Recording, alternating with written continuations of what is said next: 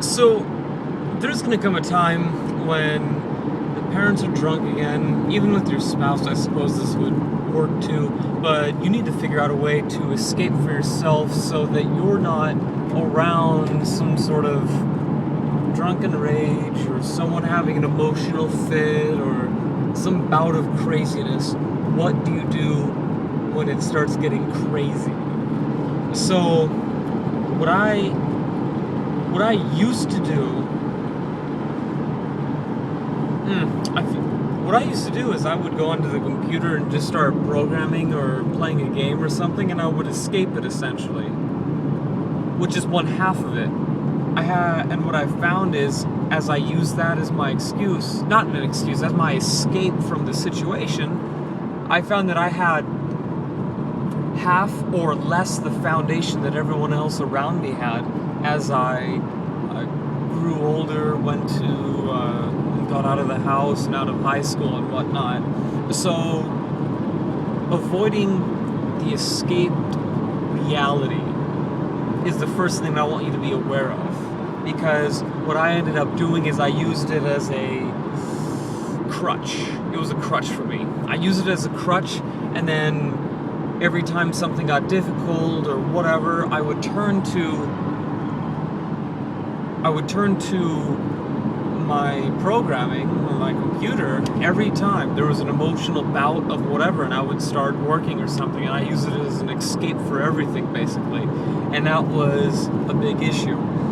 So be aware of that, because it's very easy to do that, but the difficult part is talking about what's happening with people who do care and people you can trust. That is a difficult thing. So be aware of that situation, because it's very easy to escape, but it's not easy to solve the situation.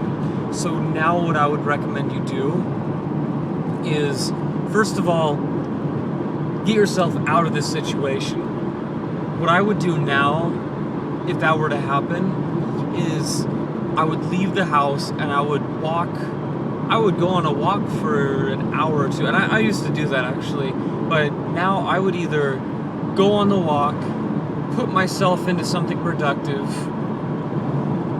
but what I would do differently this time, so I wasn't using it as an escape, which is no different than bottling up stuff when you don't deal with it, is I would then go seek out somebody I can confide in and talk to them about what is happening. I don't need to be dumping on someone all my emotional baggage onto somebody, and I need to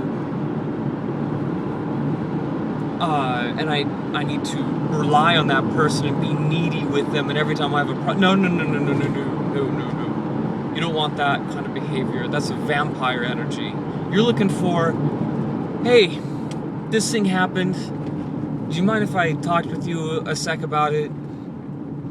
Get it off your chest and learn how to let it go. It's gonna happen. It's gonna continue to happen. It's not even gonna be related to whoever's doing it to you right now, but in the future other people will have bouts of tantrums basically, and you need to be able to simply let that go. When people say things to you, are being crazy around you, talking to somebody about it, taking yourself out of that situation and being able to just let it go. You know what? I don't give a shit what you say. I'm on a mission. I'm doing what I want to do. This is my life, and I choose to see myself how I see myself.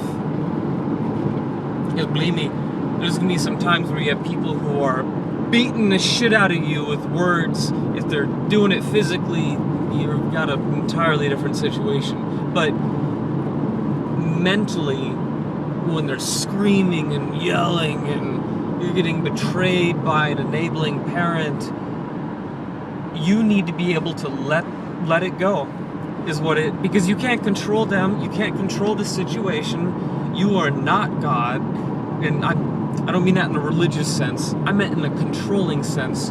I'm God, you do what I say because I control you. No, you that's not you.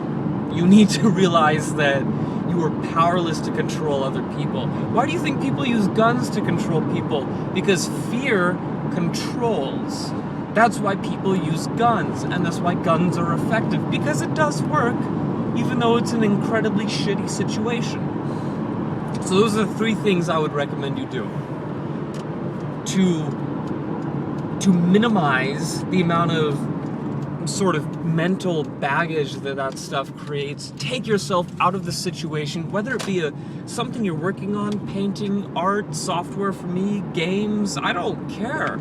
As long as you get your mind out of that situation. However, the second being, you talk to somebody, tell someone in person or on the phone, hear a voice, don't do it over chat.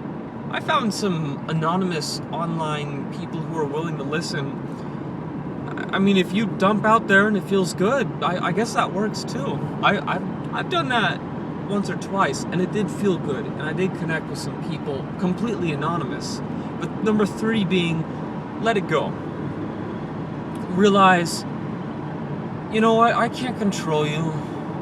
I'm not going to try to control you. When I do try to control you, I get hurt every single time, because I want you to be better, but I can't make you better. So I have to let everything you say go. I care about you as a person, but I don't give a shit what you say.